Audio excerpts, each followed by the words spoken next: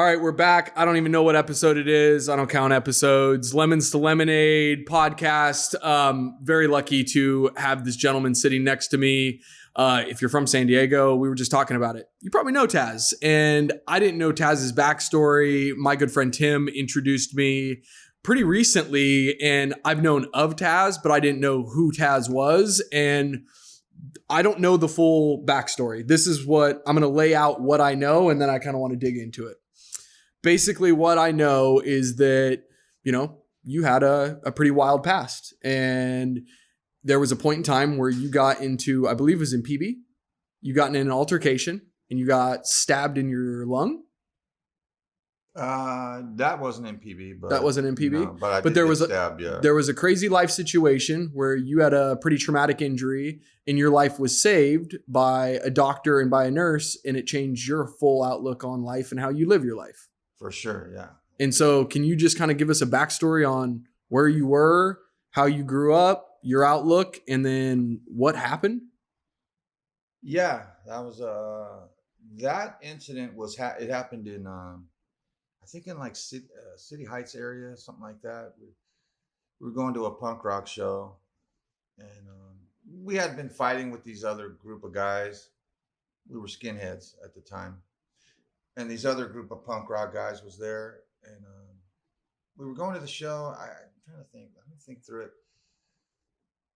And we knew they were there, and we were on one side of the building, so it was like tension there. But but there was been some previous fights before that, like with some of them and some of my friends. And then I seen a guy that I had a fight with, and so we went at it again, and I got on top of him, and I was just doing whatever to him, and then his friend came up behind me and stabbed me in my back, and I just and then I got off the guy, and I went like that. I kind of reached around my back, and it was like dipping your hand in paint. That's how not much blood came out. And then I was out. Yep. Found out that from that incident, I went to UCSD and found out that he went Hillcrest. Yep. He was coming in. I went to ambulance, but he came via friends. Got it. And was going to the same hospital as me. No shit. Yeah, it was crazy. The guy you were on top of. Yeah. I was smashing him, and previously before that, I think this is the time frame is gone, so I can talk about it. I think I stabbed him with a screwdriver 50 times. So it'd been an ongoing deal. Yeah, it was just a stupid thing. And when you say you were Skinhead at the time, like you were Aryan Brotherhood, like what, like a lot of people don't know the difference. Like a lot of people, like they see a lot of these groups and they don't understand distinctions, right? So can you kind of lay that out? Yeah, Aryan Brotherhood that I was not a part of Aryan Brotherhood. That's a whole other prison clique. I did meet some of those guys in prison.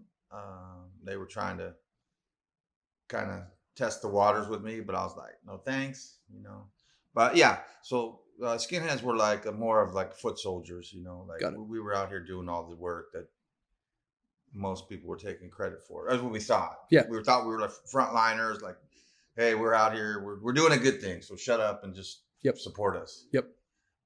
And what period of time of your life was that? Like how many years? It was a good chunk. I can't remember the exact amount of years, but I caught another case too off of that. We went to go beat up some sharpies. Sharpies are skinheads against racial prejudice. Okay. But if you look at them, the average person doesn't know the difference because they're bald. They wore the same outfits, a little bit different. But the normal person wouldn't know. Yep. We knew. And so we went to the story is embarrassing but crazy and funny and sad all in one. I was on a motorcycle with my friend on the back. We were both drunk to go meet these guys at a McDonald's in Rancho Penasquitos. The Sharpies were there. We were setting them up. We knew who they were. Hey, yeah, we're Sharpies too. We're gonna meet you guys. It was stupid. Yep. Meet you at McDonald's. As soon as we get off the motorcycle in this huge complex parking lot, they're there. There are 6 or 7 of them. Me and my friend walk in. He says, as soon as we get off the bike, he says, I'm going to kill one of them. I said, oh, all right, whatever. Yeah, you're drunk, but let's just go do whatever we got to do. We walk in the McDonald's. They see us. They know who we are already because we've had problems with them. They all split except for one big giant guy. So he stays. He tries to fight us. It didn't go good for him, but he runs out to his car. He reaches he's trying to grab a gun, and he reaches under the seat, and I see it. And so I kind of was smashing him. And then my friend went around the other side, broke the window with his knife, and stabbed him. I said, let's get out of here. So we run to the motorcycle, two guys on a motorcycle. I'm on the back, by the way, like a weirdo. Wearing a helmet, of course. Safety. No. I'm joking. No helmet. Yeah. Just picture that. From Southeast San Diego, wherever he lived, North Park, to Rancho Penasquitos, no helmets, two weirdos on the jalopy bike. And as soon as we were running back to the bike, 15 or 20 undercover cop cars just come out of nowhere. I'm like, what the heck? They were there watching a drug bust. No by shit. chance. Yeah, and we got arrested, and it was a nightmare. How many times you been in jail?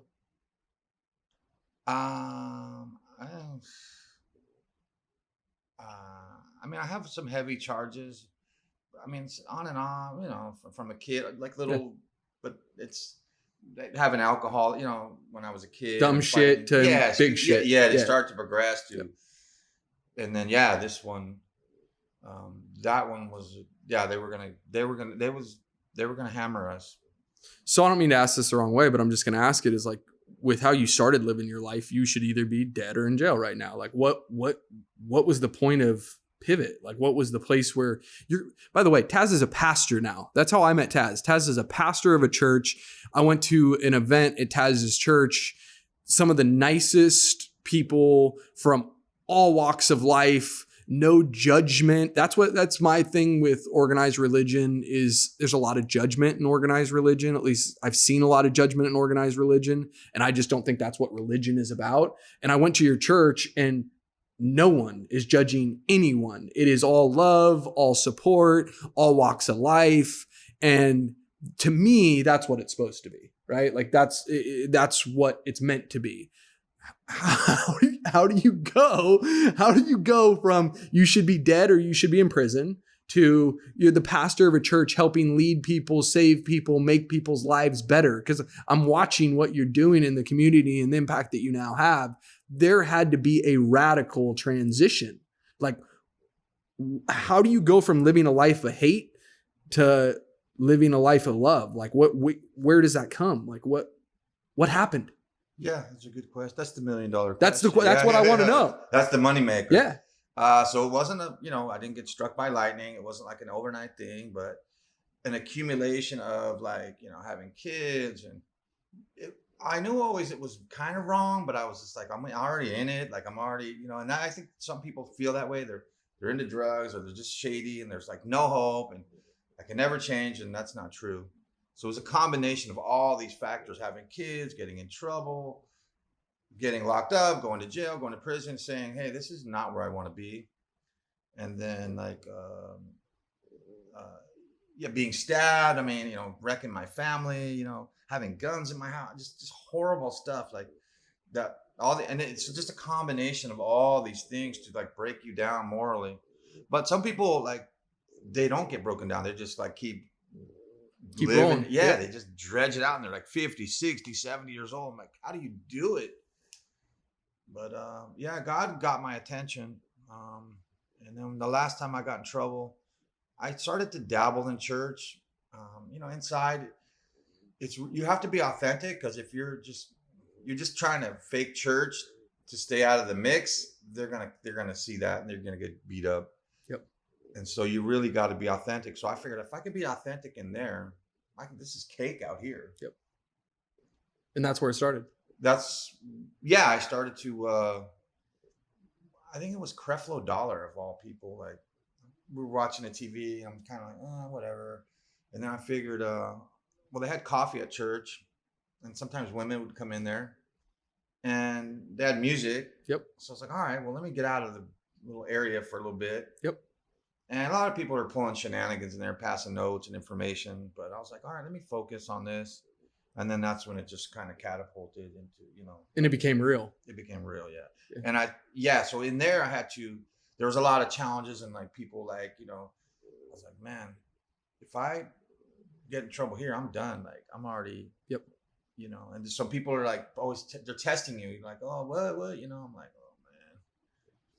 And so you have to stay away from that, and it's just hard, it's really hard, to be in there and to try and do the right thing. If you could do it in there, you could do it out here. Yep. So you get out, you now have a new outlook on life, right?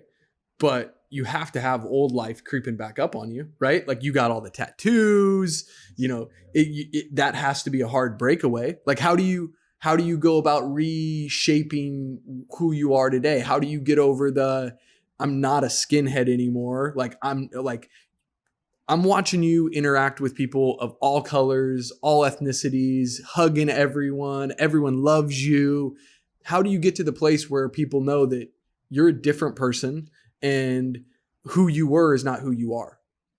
Yeah, that's another $1 million question. I get that asked. I get asked that a lot because if I wake up in a foul mood, it could go really bad. It could be, so I have to really check myself. Like, okay.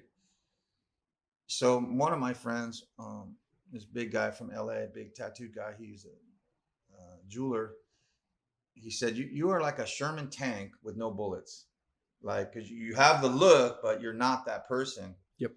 I always have to, I feel like I always have to like prove myself to people or win them over and say, okay, look, I'm not going to hurt you. I'm not going to fight you.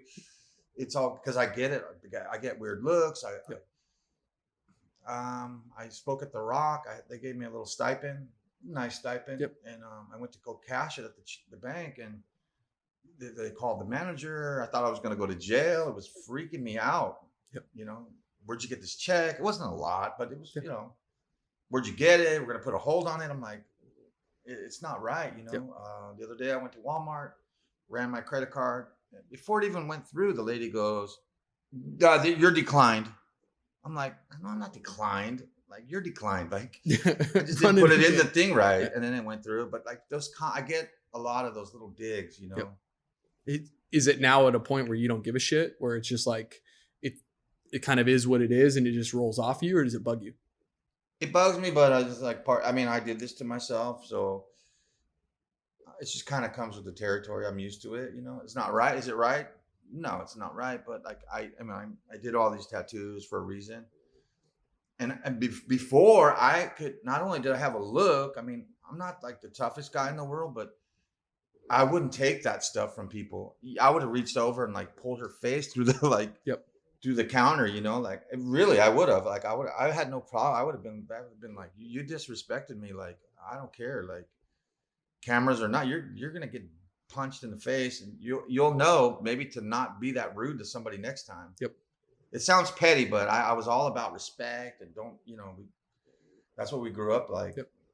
And now it's not worth it. Yeah. So I do something dumb and even when I drive, because I drive slow because I can't see and I got tinted windows, and like people are always giving me the finger, and I just laugh. I'm like, yep. These young guys or people are plexed up at me, and I'm just like, I laugh. I'm like, okay. But you also have life perspective on it. You see what that bullshit leads to. Yeah, but when you have lived that, it's in there. It's just suppressed, but it's in there. Yep. I still have it. Yep. And I'm capable, but like, I know the consequences. I'm not going to be here with Santa Dan and Tim and just go like, I'm out. Like, I'm going to be in some miserable spot with a bunch of people that are. What's your purpose now? Like, what's your life purpose? So my purpose is to obviously I'm a Christian, so I glorify God and try to help as many people. I feel like I took so much I started getting in gangs when I was 14. I lived in LA, and I started to see the gang culture, Crips and Bloods. I was the only white guy in this. I went to Sepulveda Middle School. Okay, like they called me Rabbit. That was my nickname. I experienced racism, violence. I've seen, picking on, harassment, whatever you call that, bullying. And then finally they got to like me. Like, okay, this kid's all right. but I seen the fighting, I seen how I kind of like observed, like, oh, okay. Yep. Which ones got respect, which ones were putzes, which one, and I learned it. And then I went to Reno, and then I met a bunch of guys, met Tongans, a lot of Tongans in Reno, Filipinos, and we formed a gang, like this multi-racial gang, because it was called Reno Locomotion. And we would fight like all the Filipinos, all the tourists. It was crazy. But that kind of kickstarted, like, carrying a knife and fighting and, this is just a question out of ignorance. How do you, because I associate skinheads with racism, right? Like white power, like that. But you have past, gangs and past friends that are all different cultures. So how does, you know what I mean? Like, you're not a racist person, Taz. Like, explain that to me. Yeah, no, I played football. I've been playing football since I was 8 years old. That's multicultural. And I moved a lot. I lived in LA. I lived all over Reno. I lived in Maine. So when I got involved with those, actually I was at Mesa College playing football on the football team. Yep. And a girl walked by. She was a pretty skinhead, had the bowl haircut, shaved with the fringe. She's a pretty skinhead. I love that. She was beautiful. Yeah. She was beautiful, like shaved. Like, I'm like, man, who's this girl? Like, she's got big huevos, shaved head with a fringe. They call it a fringe. But it doesn't matter. Like, if they're pretty, it doesn't. She looks pretty. She was pretty. She flicks me a flyer to this party. I'm like, what? It's like skinheads. I'm like, I'm on the football team. Like, what? I call my friend who was like a punk rock guy. And he's like, oh, yeah, let's go. And then, bam, that was it. Funny. Hooked on girls and partying and smashing people. And I was hooked on the violence, not so much the gangsta. I was like, okay, yeah, somebody now. Got it. Yeah, I became hooked on that. Like, I was like, that was my motivation. And then one thing leads to another and leads to another. And then. Yeah, and then you're like, you're getting into the culture, and then, okay, I'm like, basically every gang I joined, okay, what's the rules? Who do we like? Who do we don't like? And then I met like Tom Metzger. I met that dude and his whole squadron, and going to his place, and guys up there with like AK-47s at the entrance. I'm like, what? Yeah. Where's the girls with the fringes? Like, where's the beer? Like, what happened? Shit sped up quick. Yeah. Like, what? And then he's talking about doing things and doing this and how to infiltrate. And I'm like, why? You guys got to watch his videos. And I'm like, it's like training camp, like militia training camp. Yep. It was crazy. So even when you're in it, before you had the wake up, you started to have some, hey, this might not be where I thought I was going. Yeah, but again, I'm already, I'm You're in it. Yeah. Yeah, I'm like, all right, well, I always try to be authentic, whatever I was. Yep. The hate really wasn't, to hate anybody, you got to hate yourself. That's what I say. Yeah. It's the truth. I didn't really like myself. So. It's the truth. So now you were trying to set better example. One, can you just for a second tell everyone how they can find your church? Yeah, we are. So yeah, if you feel uncomfortable, you feel awkward, you feel judged, you look weird, you have a weird past, perfect. Come on down. We love you. I love that shit. Yeah, that's like, I don't want to go to the boring, everybody's perfect church. That's fraudulent.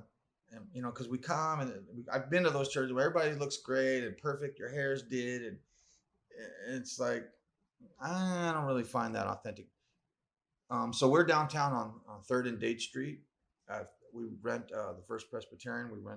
We're outside right now in the courtyard, but that's where we are. And then we even do what time church services? 6 o'clock, 320 Date Street, 6 p.m. on every Thursday. And then all summer, because it's COVID nonsense, we were at the Bay. Okay. We were doing it online. I was like, this is pathetic. This is not helping people. We need interaction. We need, masks or not. Like, we got to communicate. We got to hug each other. We got to laugh. We got to smile. We got to hear worship. We got to pray together.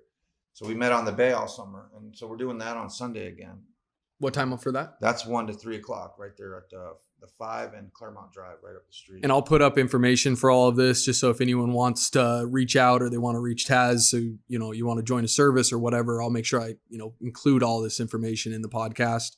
How many members? Or is it's pretty, it comes and goes because it really is like some weeks more than others. Yeah. And I think in the summer we had we were in the 120s. Damn. Which is But I heard something awesome. cool on the radio Thursday night. The other night, I was going down to our church. I was late. I was in a hurry. I'm going to take care of my mom. But and the guy says, some these mega churches have become amusement parks. Just everybody's perfect and it's just a social club. Yeah, there's a Starbucks in the lobby. Yeah, there's police got cones. It takes you 2 hours to get in, and these people are ushered in, and these ones don't sit in the back, and these people donate a lot, so they get the bougie seat. I mean, it's just wrong. It's become part of the market. It's wrong. Yeah, I agree. It's not what church is about. Jesus had freaking sandals and no place to live and no place to call home, and he was the epitome of humility. Yep. So when you get these elevated, matter of fact, my friend right there, Cisco, was always telling me, "Hey, you shouldn't take any pay." And I don't take a lot, a little bit. And I start to think, and I started to read the Bible more. And one of the apostles, Paul, he said that in his own words. He said, "I don't want to take money from you, even though I'm worthy of it. Like you guys should take care of me because I'm preaching the word. I don't want to take money because I don't want you to think I'm just here for the money." So he was telling me that, and I was like, "Nah, you're wrong, whatever." And I started to think, I'm like, yeah, you know what? That's right. So I don't take any more money. I do it because, one, I should be dead or in prison. Yep. Two, it's my way to give back to the community. And three, I don't want people to say, "Oh, he lives in Del Mar. He's got a bougie. He's got a Ferrari." No. I got a piece of crap Honda Elantra. I'm dirty. I'm whatever. We worked this morning a little bit, and I'm just a regular dude. So every time you go to church, there's no one elevated above anybody. Yep. You're all equal. So nobody you have different positions, but we're all humans. So once you come into our church, you're going to be equal. There's no one elevated. That's what we try and do. And we want people to feel that way. So that's how it should be. That's how all things in life should be. It doesn't matter what you do, how successful you are. You should treat everyone the same way. Like it's a belief, a tenet of my belief system. I don't care if you're a CEO, a janitor, work at Panda Express, run a multi-billion-dollar, like everyone should be treated with respect, kindness, love. It doesn't matter. Doesn't matter. Yeah. So the guy who's the Amazon driver compared to or these doctors, everybody's essential. It's this word of the year.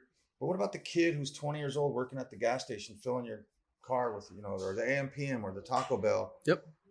We all have a purpose. And so what we do is we elevate ourselves above other people. And then that's when things go bad. 100%. Well, I greatly appreciate you coming on. Again, please reach out, check out what they're doing over at the church. Check out one of these services. I think it will be something that's very, very, helpful for everyone's life and the perspective for everyone. So if you have any questions, reach out to me. I'm happy to connect you with Taz anytime. You can always reach me here. I'm going to include all the information for the church for Taz. Again, thank you for coming on. Thank you for sharing your story. Yeah, I want to thank my friend Tim and Cisco and for actually introducing me to you.